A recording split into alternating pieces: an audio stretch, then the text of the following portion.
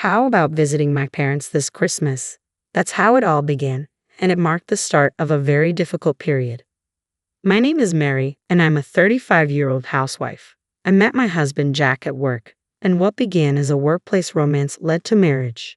Shortly after, we were blessed with our lovely daughter Emily. I decided to quit my job to focus on raising her, and now, at 6 years old, it was time for us to visit Jack's parents for the first time. Their home was quite far from ours. "Hey, is dinner ready yet?" My mother-in-law's voice echoed through the house. "Yes, just a moment," I replied, bustling around the kitchen. Her gaze, cold and critical, followed me. "You're so slow, Jack. How can you stand such a sluggish wife? Other wives are much more efficient. She really is too slow, and it's a problem." I was taken aback. What was Jack doing? He was sprawled on the couch, watching TV as usual. I wanted to argue back, but my mother-in-law's words kept coming. "After breakfast, you've got yard work, then organizing the attic, and after that, cleaning out the shed." It was supposed to be Christmas, a time for relaxation, yet here I was, working non-stop while my husband did nothing. I was exhausted and could barely move. I collapsed on the living room couch, sighing deeply. "Who said you could rest? Start on lunch now," my mother-in-law commanded, not missing a beat. "I've been working all this time. Can I rest for a bit?" I pleaded. "A wife is essentially a maid. You think you can just sit around and eat for free? Get to work." My husband's hometown was in the countryside, where old customs still held sway. It was an outdated way of thinking, but even in the past, wives hadn't worked this hard. "Can you give me a hand, honey?" I asked. "No way," Jack replied curtly. He did nothing at home and was even worse at his parents' place, just drinking and lounging around. "I need to go buy some groceries. Will you come with me?" I asked. The supermarket was far, and since Jack had been drinking since morning, I had no choice but to walk, as I didn't have a license. A 30-minute walk one way was too much for me alone, so I asked if he could at least help carry the groceries. His response was a quick, "No way." I was furious. I imagined throwing a trash can at him, but instead, I trudged to the store alone. "Fine, I'll just buy tons of marshmallows." Finally, I made it back after a grueling 30-minute walk. Carrying groceries in both hands, I staggered into Jack's parents' house, completely exhausted. I set the bags down and collapsed into the entrance, letting out a long sigh. Just then, I heard my mother-in-law's irritated voice. "Hurry up, you're as slow as your mother." "I'm sorry," I heard my daughter Emily apologize in response. At that moment, I felt like a robot running on empty, my energy completely drained. Ignoring my fatigue, I sprang up and hurried toward the source of the voices, stepping over my husband, who was lounging around. I thought I heard a faint whimper from beneath me, but I ignored it for now. I rushed into the kitchen, where the voices were coming from, and saw the scene unfolding. "What's going on?" I demanded. My mother-in-law and daughter both turned to look at me. "Mom, you're back?" Emily's face lit up, her eyes still glistening with tears. My mother-in-law was seated in a chair, looking haughtily at the scene. "What are you doing?" I asked. My mother-in-law snorted, and Emily explained hesitantly. "Rima said she was hungry and told me to start cooking." "My goodness," my mother-in-law interrupted. "A useless granddaughter who can't even cook. What have you been teaching her? Like mother, like daughter? I wonder if she's really my son's child." I couldn't hold back anymore. She's only 6 years old. How can you expect her to cook? And to say such things to your own granddaughter? My mother-in-law's face flushed red with anger. "What are you implying? An old woman like me shouldn't work? You're the terrible one here. A wife is like a maid. It's natural for her to work quietly. And the daughter of a maid? She's also a maid. Who do you think lets you live comfortably? It's my son's hard-earned money you're spending. It's only right to respect your husband and me. Stop complaining and get to work, maid." With that, she stormed out of the kitchen. I was left stunned, unable to come up with a response. I was too stunned to find the words. My mother-in-law had gone to the living room where my husband was, and I could hear snippets of their conversation. "Your wife is so useless, not even as good as a maid. But don't worry, Emily will grow up and be useful. Just a bit of patience. You've had a tough time, haven't you? You know you can always come back home. Divorce might be a good idea, but we'll need a maid. Maybe we should all live together. I'm fed up with my job anyway. Let her work, and I'll enjoy a laid-back life in the countryside." My husband's horrifying statement left me in shock. I was stunned into silence. Oh, that sounds good, my mother-in-law agreed. I stood there, frozen, fists clenched tightly. Suddenly, a warm hand gently covered mine. It was Emily. I looked down at her concerned face. She gazed up at me, worry etched on her features. I crouched down to her level and spoke softly. Emily, do you like Daddy? She hesitated, not answering immediately. Of course she wouldn't. My husband had been indifferent to parenting. He barely interacted with Emily or me. When he came home from work, he lounged on the sofa, watching TV or fiddling with his phone. On weekends, he went out drinking and came home late. Since he couldn't go out much anymore, he had taken to drinking at home until late, his hangovers becoming a routine. During long weekends, he either lays at home or went out with friends. We rarely had family outings. When was the last time we went on one? How many months or even years had it been since we had a family trip disguised as a visit to the in-laws? I was certain my husband didn't even know what grade our daughter was in at school.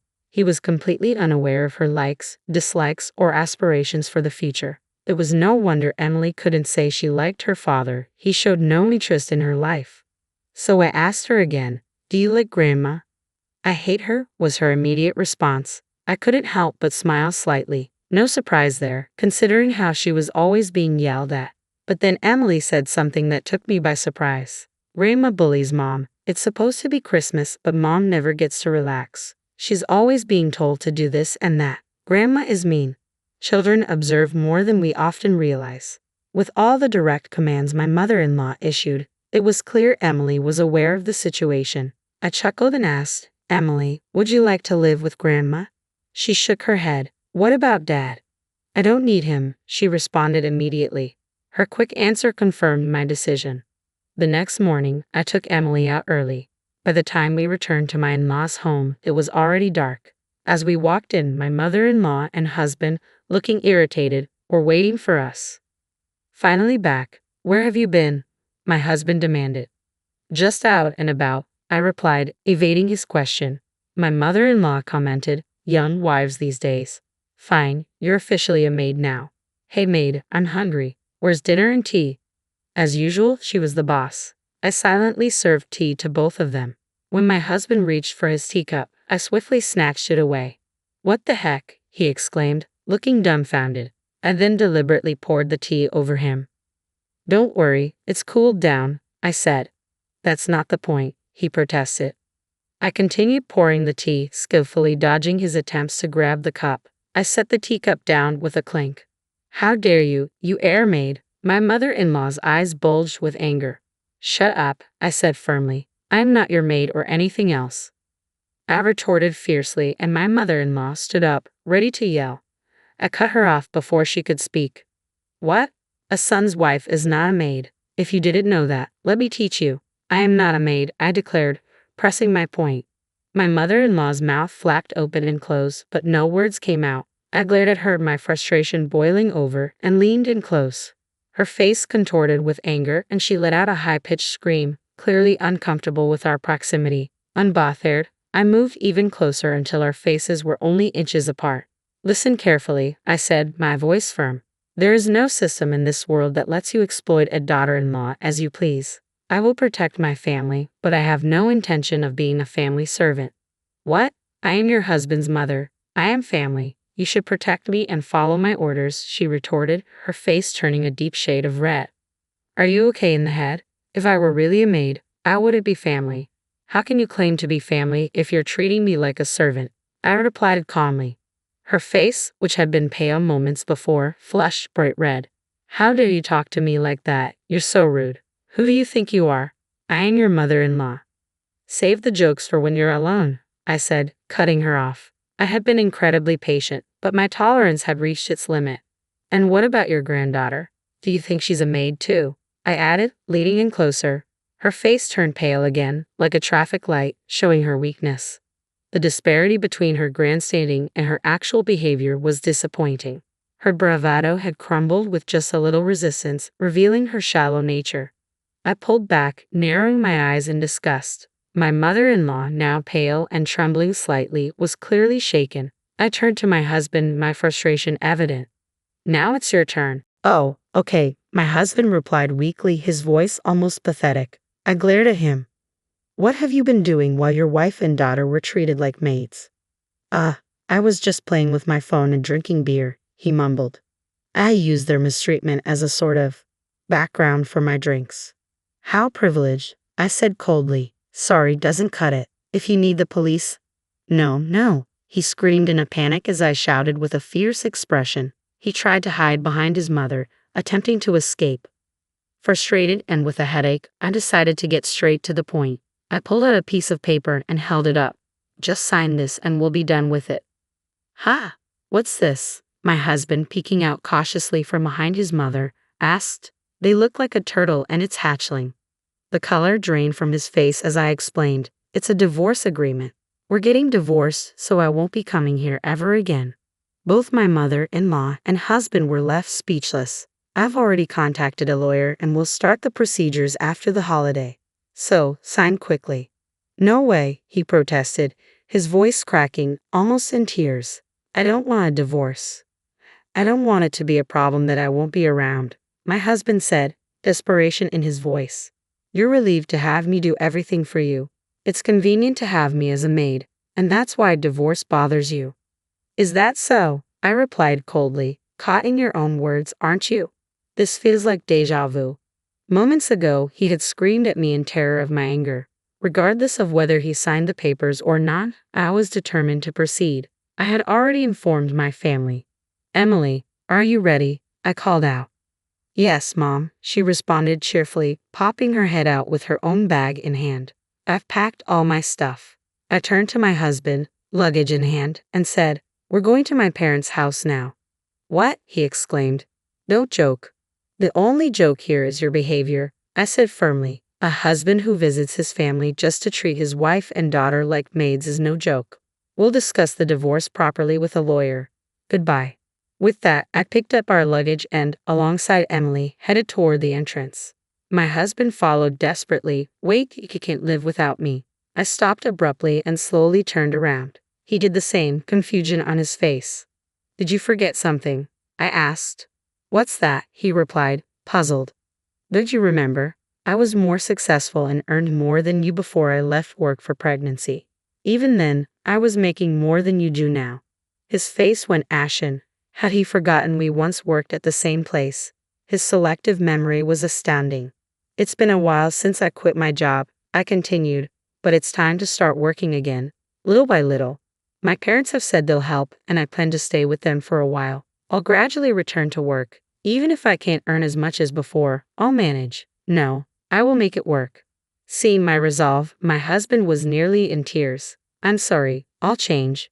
I swear, please just don't divorce me, my husband pleaded, desperation in his voice. You had many chances to change, but you wasted them all. It's too late to regret it now. With that, I reached for the front door. Wait, my mother-in-law called out, irritation evident in her tone. I turned back to see her with a troubled expression. What is it? I asked, my voice rising in frustration. What about my dinner? She demanded.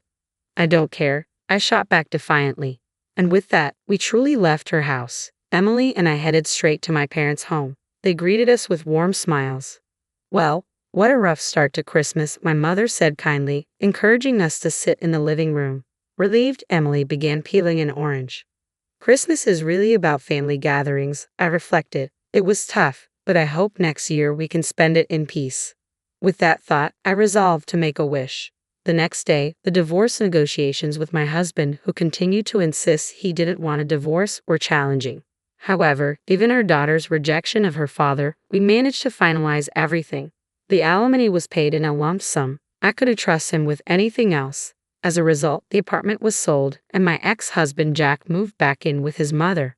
Things took a turn when my ex called, complaining about how things had unfolded. It seemed the neighbors had noticed how I had been overworked, and news of our divorce spread quickly through the rural gossip network. My former mother-in-law was now looked at unfavorably by the community. Well, that's understandable, I thought. Calling one's daughter-in-law a maid is unacceptable, no matter the setting. It's incredibly outdated. As a result, my former mother-in-law became more reclusive and began treating her son like a servant.